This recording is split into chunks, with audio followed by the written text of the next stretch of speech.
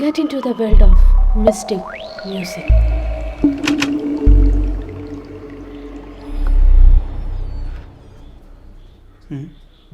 ഈ എന്താ ഇവിടെ പരിപാടി? ഞാനൊരു വീഡിയോ എടുക്കാൻ വന്നതാ. പുതിയൊരു മ്യൂസിക് ചാനൽ തുടങ്ങി. മ്യൂസിക് ചാനലാ? ഏത്? ഈ ഇരുട്ടത്തിരുന്നിട്ട് മുടി വെച്ചിട്ടാ മ്യൂസിക് ചാനൽ? കണ്ടിട്ട് മനുഷ്യന് പേടിയാവണം. അതെന്താ? മുടി വെച്ചിട്ട് പാടിയ പാട്ട് പുറത്തോട്ട് വരില്ലേ? പിന്നെ ഡാർക്ക് മോഡ്, ചിലപ്പോൾ വൈറലായാലോ. ഓഹോ, അപ്പോൾ വൈറലാവാൻ വേണ്ടിയിട്ടാണ്. പക്ഷെ നീ എന്തൊക്കെയോ ഇംഗ്ലീഷ് പറയുന്നത് കേട്ടിട്ടാണല്ലോ ഞാൻ വരുന്നത്. അതെ, എൻ്റെ മ്യൂസിക് ചാനലേ ഇംഗ്ലീഷ് മ്യൂസിക് ചാനലാ. അത് കലക്കും. ഏത്? ഈ മലയാളം പാട്ടുകൾ ഇംഗ്ലീഷ് പാടുന്ന പരിപാടിയാണോ? തമാശയായിരിക്കും. പാട്ടൊക്കെ മലയാളം തന്നെ, പക്ഷെ എൻ്റെ പ്രസൻറ്റേഷൻ അത് ഇംഗ്ലീഷിലായിരിക്കും. And my video will be releasing world wide. അതെ, ദയവ് ചെയ്ത് നാറ്റിക്കരുത്, അപേക്ഷയാണ്. അവനവന് പറ്റണ പണി ചെയ്താൽ പോരെ. Seriously? Sorry to say this, Mr. Sultan. You are now talking like a person with a pathological egoistic megalomania. എൻ്റെ അമ്മേ, ഇതെന്താ വല്ല ഇംഗ്ലീഷ് മദാമിൻ്റെ പ്രേതം കയറിയ?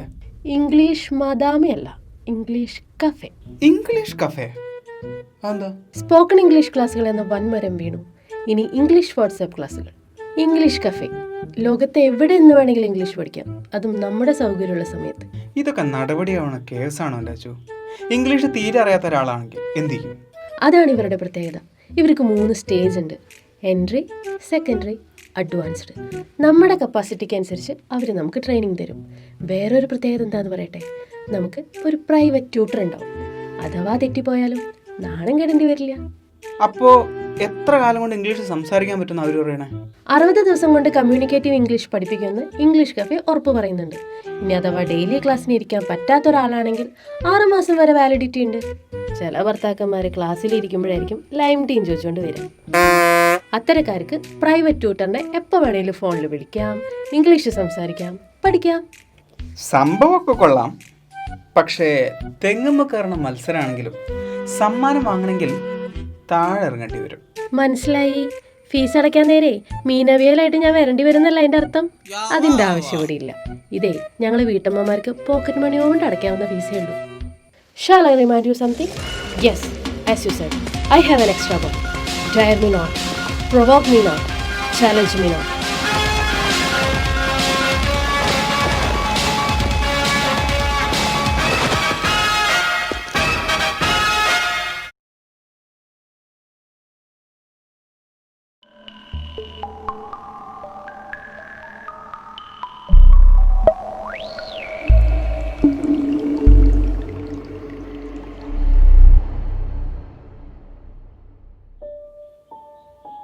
ജെയിംസും ഫാമിലിയും പുതിയൊരു വീട്ടിലേക്ക് താമസം മാറുകയാണ്.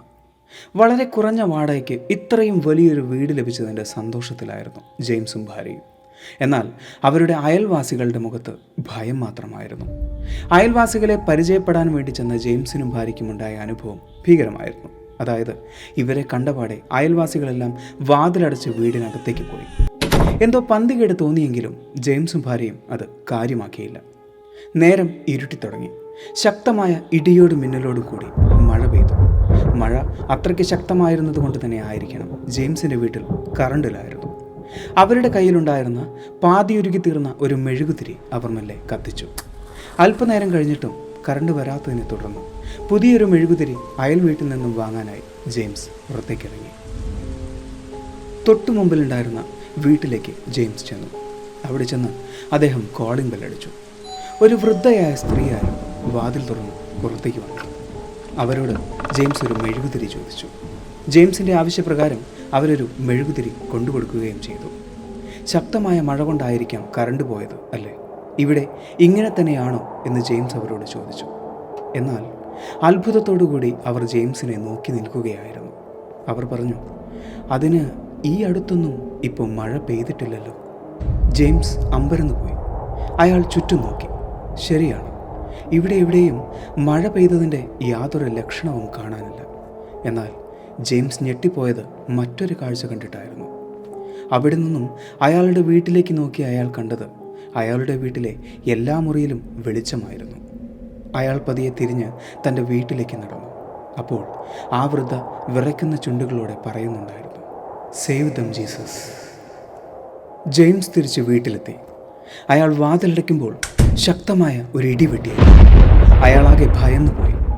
ജനാലയിലൂടെ അയാൾക്ക് കാണാമായിരുന്നു കാറ്റിലും മഴയിലും ആടിയുലയുന്ന മരങ്ങളെ. തൻ്റെ വീട്ടിൽ അപ്പോഴും വെളിച്ചമില്ലായിരുന്നു. അയാൾ തൻ്റെ കുഞ്ഞിനെയും ഭാര്യയെയും മാറി മാറി വിളിച്ചുകൊണ്ടേയിരുന്നു. തൻ്റെ കയ്യിലെ മെഴുകുതിരി അയാൾ കത്തിച്ചു. വീടിന് മുകളിൽ നിന്നും എന്തോ താഴെ വീഴുന്ന ശബ്ദം അയാൾ കേട്ടു. അയാൾ മെല്ലെ മെഴുകുതിരി വെളിച്ചത്തിൽ പടികളിലൂടെ കടന്ന് മുകളിലേക്ക് പോയി. ആ പടികളിലൂടെ എന്തോ വലിച്ചിഴച്ചു കൊണ്ടുപോയ പോലെ ചോരപ്പാടുകൾ അയാൾക്ക് കാണാമായിരുന്നു. ആ ചോരപ്പാടുകൾ ചെന്നെത്തുന്നത് മുകളിലുള്ള ഒരു പഴകിയ അലമാറയിലേക്കാണ്. അയാൾ ശ്വാസമടക്കി പിടിച്ച് ആ അലമാറ തുറന്നു നോക്കി. അതിൽ വികൃതമായ ഒരു പാവ അയാൾക്ക് കാണാമായിരുന്നു. ആ പാവയുടെ വലതു കൈയിൽ ഇറുക്കിപ്പിടിച്ച രീതിയിൽ അയാൾ കണ്ടു അയാളുടെ കുഞ്ഞിൻ്റെ അറുത്തെടുത്ത തല. കയറിപ്പോരും ചങ്ങായിമാരെ Beypore സുൽത്താൻ്റെ ദുനിയാവിലേക്ക്.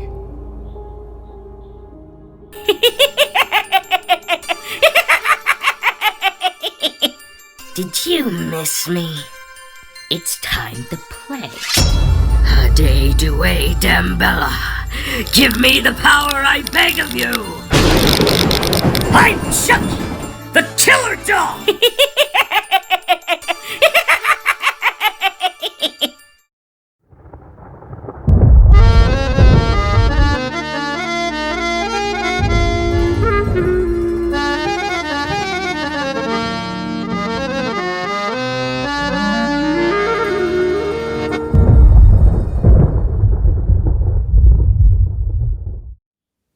Edward and Lorraine Warren.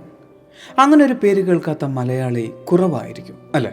കാരണം കഴിഞ്ഞ കുറച്ച് കാലമായിട്ട് നമ്മളൊക്കെ ഏറ്റവും കൂടുതൽ ഭയപ്പെടുത്താനായിട്ട് പേരുകളാണ് എഡ്വേർഡ് ആൻഡ് ലോറൈൻ വാറൻ. അതായത് മലയാളി ഏറ്റവും കൂടുതൽ ഭയന്നിട്ടുള്ള കോൺജുറിങ്, അനബെല തുടങ്ങിയ ഭീതിയുടെ മൂർച്ചയിൽ നമ്മെ നിർത്തിയിട്ടുള്ള സിനിമകൾ ഇവരുടെ അനുഭവങ്ങളിൽ ചിലത് മാത്രമാണ്.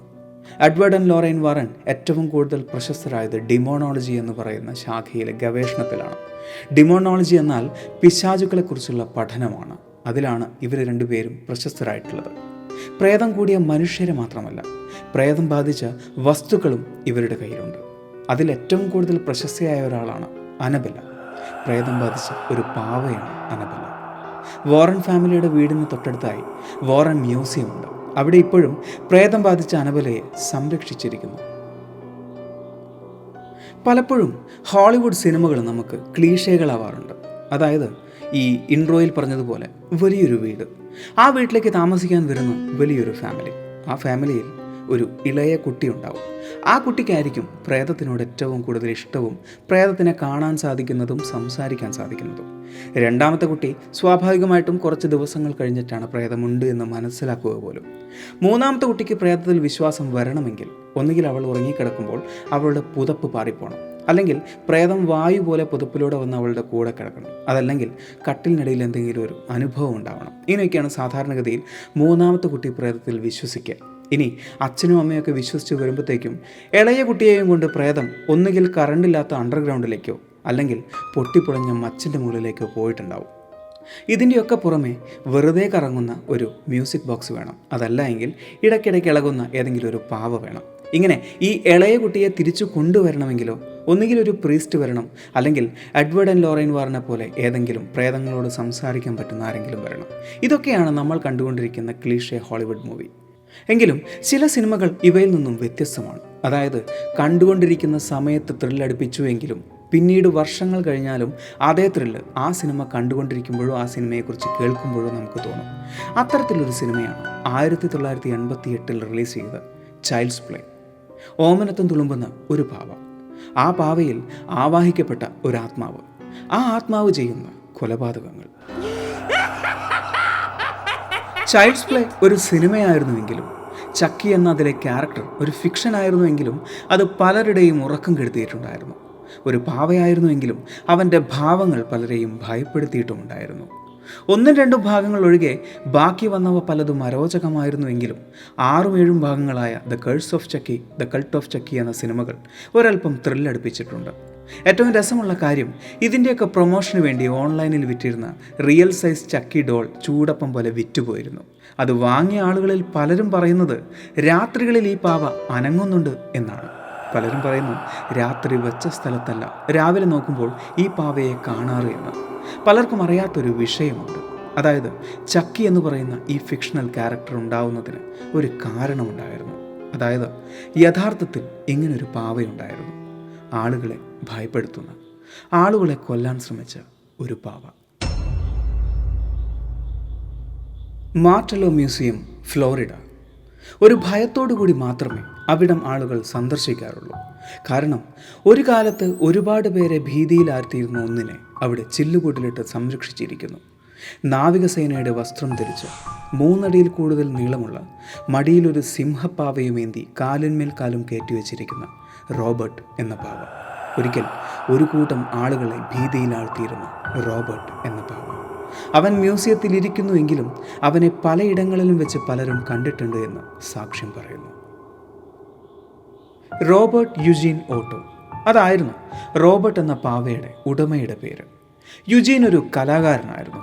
അദ്ദേഹത്തിന് 4 വയസ്സുള്ളപ്പോൾ അദ്ദേഹത്തിൻ്റെ വീട്ടിലെ ജോലിക്കാരി അദ്ദേഹത്തിന് നൽകിയ സമ്മാനമായിരുന്നു റോബർട്ട് എന്ന പാവ. അതിനെ അദ്ദേഹം സ്വന്തം കൂടപ്പിറപ്പായിട്ടായിരുന്നു കണ്ടിരുന്നത്. അതുകൊണ്ട് തന്നെയായിരുന്നു തൻ്റെ പേരിലെ റോബർട്ട് എന്ന പേര് അദ്ദേഹം ആ പാവയ്ക്ക് നൽകിയതും. യുജീന് റോബർട്ടിനോട് ഒരുപാട് ഇഷ്ടമുണ്ടായിരുന്നു എന്ന് മാതാപിതാക്കൾക്ക് അറിയുമായിരുന്നു. അതുകൊണ്ട് തന്നെ പലപ്പോഴും യുജീൻ റോബർട്ടുമായി വാതിലടച്ചിരുന്ന് സംസാരിക്കുമായിരുന്നു. തുടക്കത്തിൽ ഇതൊരു കളിയായിട്ടാണ് മാതാപിതാക്കൾ കണ്ടിരുന്നത്. എന്നാൽ ഒരിക്കൽ യുജീൻ്റെ അമ്മ കാതോർത്തപ്പോൾ യുജീൻ്റെ ശബ്ദത്തോടു കൂടി അപരിചിതമായ മറ്റൊരാൾ സംസാരിക്കുന്നത് കൂടി അവർ കേട്ടു എന്ന് പറയുന്നു. എന്നാൽ ഞെട്ടിപ്പിക്കുന്ന അനുഭവം അതായിരുന്നില്ല. ഒരിക്കൽ കുറേ സമയത്തോളം വാതിലടച്ചിരുന്ന യുജീൻ എന്താണ് ചെയ്യുന്നത് എന്നറിയാൻ കാതോർത്ത അമ്മ കേട്ടത് അപരിചിതമായ മറ്റൊരു ശബ്ദം യുജീനെ ഭയപ്പെടുത്തി ആജ്ഞാപിക്കുന്നതായിട്ടാണ്. എന്നാൽ വാതിൽ തുറന്ന് പുറത്തു വന്ന യുജീൻ യാതൊന്നും സംസാരിച്ചില്ല. ആ മുറിയിൽ യുജീനും റോബർട്ടും മാത്രമേ ഉണ്ടായിരുന്നുള്ളൂ. അപ്പോൾ ആരായിരിക്കാം ആ മുറിയിൽ അങ്ങനെ ദേഷ്യത്തോടുകൂടി സംസാരിച്ചത്? പ്രായം കൂടി വരുന്തോറും യുജീന് റോബർട്ടിനോടുള്ള അടുപ്പം കൂടി വരുന്നതായി മാതാപിതാക്കൾ ശ്രദ്ധിച്ചു. പലപ്പോഴും യുജീൻ്റെ മുറി ശുചിയാക്കാൻ ചെന്ന ജോലിക്കാർ പരാതി പറയാറുണ്ടത്രേ. ആ മുറിയിലെ ഉപകരണങ്ങളെല്ലാം തകർക്കപ്പെട്ട നിലയിൽ കണ്ടെത്തിയെന്ന്. എന്നാൽ യുജീന് ഇതിന് മറുപടിയൊന്നും ഉണ്ടായിരുന്നില്ല. ഒരിക്കൽ ഒരു രാത്രി യുജീൻ്റെ മാതാവ് കിടന്നുറങ്ങുമ്പോൾ കേട്ട ഒരു ശബ്ദമാണ് കിൽ ദം എന്ന്. അതെന്താണെന്നറിയാൻ വേണ്ടി അവർ മെല്ലെ യുജീൻ്റെ മുറിയിലേക്ക് ചെന്നു. അവിടെ ചെന്നപ്പോൾ അവർ കണ്ട കാഴ്ച ഭീതിപ്പെടുത്തുന്ന ഒന്നായിരുന്നു. ഭയന്ന് വിറച്ചു നിൽക്കുന്ന യുജീനെയും ഒരു കസേരയിൽ കാലിന്മേൽ കാലും കയറ്റിവെച്ചിരിക്കുന്ന റോബർട്ടിനെയുമാണ്. അമ്മയെ കണ്ടപ്പോൾ യുജീൻ ഓടി വന്ന് അമ്മയെ കെട്ടിപ്പിടിച്ചുകൊണ്ട് പറഞ്ഞു, ഈ മുറിയിലെ എല്ലാ ഉപകരണങ്ങളും തകർക്കുന്നത് റോബർട്ടാണ് എന്ന്. എന്നാൽ യുജീൻ അത് പറയുമ്പോഴും തൻ്റെ സിംഹപ്പാവയെ മടിയിൽ വെച്ചുകൊണ്ട് റോബർട്ട് നിർവികാരനായി ഇരിക്കുകയായിരുന്നു. ഇങ്ങനെയൊക്കെ ആയിരുന്നുവെങ്കിലും യുജീന് റോബർട്ട് ജീവൻ തന്നെയായിരുന്നു. ഭക്ഷണം കഴിക്കുന്ന തീന്മേശയിൽ പോലും യുജീൻ റോബർട്ടിന് ഒരു സ്ഥാനം നൽകിയിരുന്നു. ഇതെല്ലാം തൻ്റെ മകൻ്റെ മാനസിക പ്രശ്നങ്ങളാണ് എന്ന് യുജീൻ്റെ മാതാപിതാക്കൾ വിശ്വസിച്ചു പോന്നു. അതുകൊണ്ട് തന്നെ ഈ കഥകളൊന്നും പുറം ലോകം അറിയാതിരിക്കാൻ അവർ ശ്രമിച്ചുകൊണ്ടേയിരുന്നു. കാലങ്ങൾക്ക് ശേഷം യുജീൻ്റെ മാതാപിതാക്കൾ മരണമടഞ്ഞു. ആ വീട്ടിൽ യുജീനും റോബർട്ടും മാത്രമായി. സുഹൃത്തുക്കളുടെയും ബന്ധുക്കളുടെയും നിർബന്ധപ്രകാരം യുജീൻ വിവാഹം കഴിക്കാൻ തീരുമാനിച്ചു. എന്നാൽ പ്രശ്നങ്ങൾ അവിടെ തുടങ്ങുകയായിരുന്നു. വിവാഹശേഷം യുജീൻ റോബർട്ടിനായി ഒരു പ്രത്യേക മുറി തന്നെ തയ്യാറാക്കിയിരുന്നു. ആ മുറിയിലെ 2 ജനാലകൾ റോഡിലേക്ക് തുറക്കുന്നതായിരുന്നു. അതുകൊണ്ട് തന്നെ റോഡിലേക്ക് നോക്കിയിരിക്കുന്നത് പോലെയായിരുന്നു റോബർട്ടിനെ യുജീൻ ഇരുത്തിയിരുന്നത്. പൊടിപ്പും തൊങ്ങലും വെച്ചുള്ള കഥകൾ അപ്പോഴേക്കും നാടാകെ പരന്നിരുന്നു. അതുകൊണ്ട് തന്നെയായിരിക്കും റോബോട്ട് പലപ്പോഴും തങ്ങളെ നോക്കിയിരുന്നതായും തങ്ങളെ മാടി വിളിക്കുന്നതായും തങ്ങൾക്ക് നേരെ കണ്ണു ചിമ്മുന്നതായും നാട്ടുകാർ കണ്ടിരുന്നത്. യുജീൻ പലപ്പോഴും വീട്ടിലുണ്ടാകാറുണ്ടായിരുന്നില്ല. അദ്ദേഹം ജോലിയുടെ ഭാഗമായി പലപ്പോഴും പുറത്തേക്ക് പോകുമായിരുന്നു. അദ്ദേഹത്തിൻ്റെ ഭാര്യ മാത്രമായിരുന്നു വീട്ടിലുണ്ടായിരുന്നത്. അവർക്ക് റോബർട്ടിനെ ഭയമായിരുന്നു. അതുകൊണ്ട് തന്നെ കാലങ്ങളായി ആ മുറി അടച്ചിട്ട് തന്നെയാണ് ഉണ്ടാവാറ്. എങ്കിലും നാട്ടുകാർ വന്ന് പറയുന്നു, നിങ്ങളുടെ വീട്ടിലെ ആ പാവയ്ക്ക് ജീവനുണ്ട്. അത് പലപ്പോഴും ഞങ്ങളെ നോക്കി മാടി വിളിക്കാറുണ്ട്. അതിനെ പലപ്പോഴും ഞങ്ങൾ കണ്ട സ്ഥലത്തല്ല പിന്നീട് കാണാറ് എന്ന്. മഴയുള്ള ആ രാത്രി യുജീൻ വീട്ടിലില്ലായിരുന്നു. യുജീൻ്റെ ഭാര്യ മാത്രമായിരുന്നു അന്ന് അവിടെ ഉണ്ടായിരുന്നത്. റോബർട്ടിൻ്റെ മുറിയിൽ എന്തോ വീഴുന്ന ശബ്ദം കേട്ടാണ് യുജീൻ്റെ ഭാര്യ എഴുന്നേൽക്കുന്നത്. അവർ മെല്ലെ റോബർട്ടിൻ്റെ മുറിയിലേക്ക് നടന്നു. ആ മുറിയുടെ വാതിലിനോട് ചെവി ചേർത്ത് വെച്ചു. എന്താണ് ആ മുറിയിൽ സംഭവിക്കുന്നത് എന്നറിയാം. പെട്ടെന്ന് ആ വാതിലിൽ അകത്തുനിന്നും ആരോ മുട്ടുന്ന ശബ്ദം അവർ കേട്ടു. അവരാകെ ഭയന്നു പോയിരുന്നു. അല്പനേരത്തെ നിശബ്ദതയ്ക്ക് ശേഷം അവർ മെല്ലെ വാതിൽ തുറന്ന് നോക്കാൻ തീരുമാനിച്ചു. ആ മുറിയുടെ അകത്ത് എന്താണ് സംഭവിക്കുന്നത് എന്ന് അവർക്കറിയണമായിരുന്നു. അവർ മെല്ലെ ആ വാതിൽ തുറന്നു നോക്കി. അവർ കണ്ടത് ഒരു സിംഹപ്പാവയെ മടിയിൽ വെച്ച് കാലിന്മേൽ കാലും കയറ്റിവെച്ചിരിക്കുന്ന റോബർട്ടിനെയാണ്. അവർ ചുറ്റും നോക്കി. അവിടെ മറ്റൊന്നും ഉണ്ടായിരുന്നില്ല. അവർ മെല്ലെ ആ മുറിയിൽ നിന്നും പുറത്തിറങ്ങാൻ ആയി. അതിനുവേണ്ടി അവർ തിരിഞ്ഞപ്പോൾ പെട്ടെന്ന് ആ മുറിയിലൂടെ ആരോ ഓടുന്ന ശബ്ദം അവർ കേട്ടു. അവർ തിരിഞ്ഞു നോക്കിയപ്പോൾ തനിയെ ആടുന്ന ഒരു കസേര മാത്രമാണ് അവർക്ക് കാണാൻ സാധിച്ചത്. റോബർട്ട് അപ്രത്യക്ഷനായിരിക്കുന്നു. ഇതുപോലെ ഒരുപാട് അനുഭവങ്ങൾ അവർക്കുണ്ടായിരുന്നു. അതുകൊണ്ട് തന്നെ ഈ വീട്ടിൽ നിന്നും താമസം മാറാൻ അവർ യുജീനെ നിർബന്ധിച്ചുകൊണ്ടേയിരുന്നു. എന്നാൽ അവരുടെ ഒരു നിർബന്ധത്തിനും യുജീൻ വഴങ്ങിയില്ല. 1974 യുജീൻ മരിക്കുന്നത്. അതിനുശേഷമാണ് യുജീൻ്റെ ഭാര്യ ആ വീട്ടിൽ നിന്നും താമസം മാറുന്നതും. അടച്ചിട്ട ആ മുറി തുറക്കരുത് എന്ന ഓർമ്മപ്പെടുത്തലോടെ ആ വീട് വാടകയ്ക്ക് കൊടുക്കുകയും ചെയ്തു. എന്നാൽ ഒരു കുടുംബം മാത്രമേ ആ വീട്ടിൽ വാടകയ്ക്ക് താമസിക്കാൻ വന്നുള്ളൂ. ആ കുടുംബത്തിലെ പെൺകുട്ടി ഇപ്പോഴും പറയുന്നു അവൾ അവിടെ ഒരു പാവയെ കണ്ടിരുന്നുവെന്നും ആ പാവ അവളെ ആക്രമിക്കാൻ വന്നിരുന്നുവെന്നും. വളർന്നു വലുതായിട്ടും ആ പെൺകുട്ടിക്ക് ഈ ഓർമ്മ മങ്ങിപ്പോയിട്ടില്ല. ഇപ്പോഴും അക്ഷരാർത്ഥത്തിൽ ആ വീട് ഒരു പ്രേതാലയം തന്നെയാണ്. എന്താണ് റോബർട്ട് എന്ന പാവയുടെ പ്രത്യേകത? 2 രീതിയിലാണ് ഇതിനെ വ്യാഖ്യാനിക്കുന്നത്. ഒന്ന്, ഇത് യുജീൻ്റെ മാനസിക പ്രശ്നം മാത്രമാണ് എന്ന്. അങ്ങനെയെങ്കിൽ യുജീൻ്റെ മാതാവ്, യുജീൻ്റെ ഭാര്യ ഇവരൊക്കെ അനുഭവിച്ച പ്രശ്നങ്ങൾ എന്തായിരിക്കും? അതിനുള്ള ഉത്തരം എന്താണ്? അതിനെക്കുറിച്ചൊന്നും പറയുന്നില്ല. രണ്ടാമത്തെ വ്യാഖ്യാനം എന്താണെന്ന് വെച്ചാൽ യുജീന് ഇത് സമ്മാനിച്ചത് ഒരു വേലക്കാരിയാണ് എന്ന് തുടക്കത്തിൽ തന്നെ പറഞ്ഞിട്ടുണ്ടായിരുന്നു. അവരൊരു ബഹാമ സ്വദേശിയാണ്. അതുകൊണ്ട് തന്നെ അവർ യുജീൻ്റെ വീട്ടുകാർക്കെതിരെ എന്തോ വൂഡു പ്രയോഗം നടത്തിയതാണ് ഈ പാവയിലൂടെ എന്ന് വിശ്വസിക്കുന്ന ആളുകളുമുണ്ട്. ഇനി മൂന്നാമതൊരു കൂട്ടരുണ്ട്. അവർ പറയുന്ന കാര്യം എന്താണെന്ന് വെച്ചാൽ ഈ പാവയുടെ മുടി യഥാർത്ഥ മനുഷ്യൻ്റെ മുടി തന്നെയാണത്രേ. അതുകൊണ്ട് തന്നെ ഈ പാവയിൽ ഒരു ആത്മാവ് കൂടിയിരിക്കുന്നുണ്ട് എന്ന് വിശ്വസിക്കുന്ന ആളുകളും കുറവല്ല. 1994 റോബർട്ടിനെ മ്യൂസിയത്തിലേക്ക് കൊണ്ടുവരുന്നത്. എന്നാൽ മ്യൂസിയത്തിൽ എത്തിയ ശേഷവും അവൻ അടങ്ങിയിരുന്നില്ല എന്നാണ് മ്യൂസിയത്തിലെ ആളുകൾ പറയുന്നത്. അവൻ്റെ മുഖഭാവം മാറിക്കൊണ്ടേയിരിക്കുന്നു. അവൻ ഇരിക്കുന്ന സ്ഥലം തന്നെ മാറിക്കൊണ്ടേയിരിക്കുന്നു. അവനെ കാണാൻ സന്ദർശകരുടെ പ്രവാഹം തന്നെയാണ് എന്നാണ് മ്യൂസിയം പറയുന്നത്. എന്നാൽ മ്യൂസിയത്തിലെ ചില ജോലിക്കാർ പറയുന്ന മറ്റൊരു കാര്യം കൂടിയുണ്ട്. ഇതൊക്കെ വെറും കെട്ടുകഥകളാണ് എന്ന്. അതായത് എവിടെ നിന്നോ ഒരു പാവയെ കൊണ്ടുവന്ന് വെറുതെ കഥകൾ പറഞ്ഞുണ്ടാക്കിയതാണ് എന്നൊക്കെ. ഫ്ലോറിഡയിലെ ആരും വരാത്തൊരു സ്ഥലത്തായിരുന്നു ഈ മ്യൂസിയം ഉണ്ടായിരുന്നത്. ഇപ്പോൾ ഈ പാവ വന്ന ശേഷം അവിടെ ആളുകൾ വന്നു തുടങ്ങിയെന്നാണ് മ്യൂസിയത്തിലെ ചില ജോലിക്കാർ പറയുന്നത്. ഫ്ലോറിഡയിലെ മറ്റ് സ്ഥലങ്ങളിൽ ചെന്ന് റോബർട്ട് എന്ന പാവയെക്കുറിച്ച് ചോദിച്ചാലും നമുക്ക് ഒരുപാട് കഥകളും കേൾക്കാം. ആ കഥകളൊക്കെ കേൾക്കുമ്പോൾ നമുക്ക് തോന്നുന്നതും അതൊക്കെ അവരുടെയൊക്കെ അയൽ വീട്ടിൽ നടന്ന കഥകൾ പോലെയാണ്. എന്നാൽ റോബർട്ടിൻ്റെ മുടിയിലും ഒരു രഹസ്യമുണ്ട്. നേരത്തെ ഞാൻ പറഞ്ഞു റോബർട്ടിൻ്റെ മുടി യഥാർത്ഥ മനുഷ്യൻ്റെ മുടി തന്നെയാണ്. അതുകൊണ്ട് തന്നെ അവൻ്റെ ഉള്ളിൽ ഒരു ആത്മാവ് ഒളിച്ചിരിക്കുന്നുണ്ട് എന്ന് വിശ്വസിക്കുന്ന ആളുകളുമുണ്ട് എന്ന് ഇത് ഒരു പരിശോധനയ്ക്ക് വിധേയമാക്കിയിരുന്നു. അതിൽ തെളിഞ്ഞത് റോബർട്ടിൻ്റെ മുടി വെറും കമ്പിളി നാരുകളാണ് എന്നാണ്. റോബർട്ട് എന്ന ഈ പാവയുടെ അനുഭവത്തിൽ നിന്നുമാണ് ജോർജ് ഡൊണാൾഡ് മൻസിനിക്ക് തൻ്റെ ചക്കിയെ ഉണ്ടാക്കിയെടുക്കാൻ സാധിച്ചത്. ശരിക്കും റോബർട്ട് എന്ന പാവ എത്രത്തോളം നമ്മെ ഭയപ്പെടുത്തിയോ അതിലും എത്രയോ ഉപരിയാണ് ചൈൽഡ്സ് പ്ലേ എന്ന് പറയുന്ന സിനിമയിലൂടെ ചക്കി എന്ന കഥാപാത്രം നമ്മളെയൊക്കെ ഭയപ്പെടുത്തിയത്. 2015 ഇറങ്ങിയ റോബർട്ട് ദ ഡോൾ എന്ന് പറയുന്ന സിനിമയിൽ റോബർട്ട് നേരിട്ട് അവതരിച്ചുവെങ്കിലും അതിനും 27 വർഷങ്ങൾക്ക് മുമ്പേ ഇറങ്ങിയ ചൈൽഡ്സ് പ്ലേ എന്ന് പറയുന്ന സിനിമയിലെ ചക്കിയുടെ 7 അയലത്തെത്താൻ റോബർട്ടിന് സാധിച്ചില്ല എന്നതാണ് സത്യം. 2021 ചൈൽഡ്സ് പ്ലേ എന്ന് പറയുന്ന മൂവി ഒരു TV സീരീസ് ആയിട്ട് വരാൻ പോവുകയാണ്. അതെന്തായാലും നമ്മളെയൊക്കെ ആ സിനിമയേക്കാൾ കൂടുതൽ ഭയപ്പെടുത്തുമെന്ന് അണിയറ പ്രവർത്തകർ തന്നെ പറയുന്നു. എന്തായാലും നമുക്കതിനായി കാത്തിരിക്കാം. ഈ ഒരു വീഡിയോ നിങ്ങൾക്ക് ഇഷ്ടമായി എന്ന് വിചാരിക്കുന്നു. സുൽത്താൻ എപ്പോഴും പറയുന്നത് പോലെ സബ്സ്ക്രൈബുകൾ കൂമ്പാരമാകുമ്പോൾ പരിപാടി ഗംഭീരമാവും. അതുകൊണ്ട് സബ്സ്ക്രൈബ് ചെയ്യുക.